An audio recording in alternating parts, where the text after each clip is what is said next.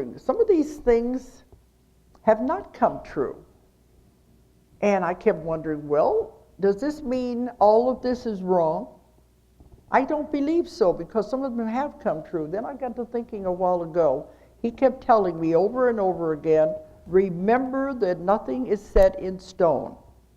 The future is not in stone. It's malleable. It can be changed by man. One decision can change an entire timeline. And he kept saying, I want you to tell people how they can change the future. Maybe we've done some good, and we have changed it to where we're not following the worst case scenario. That's what I'd like to think, and that was what was coming to me this afternoon. It's not that it's inaccurate. I'm glad that it hasn't happened the way he saw it, because it was really horrible. Maybe it means we have turned a corner and are going into the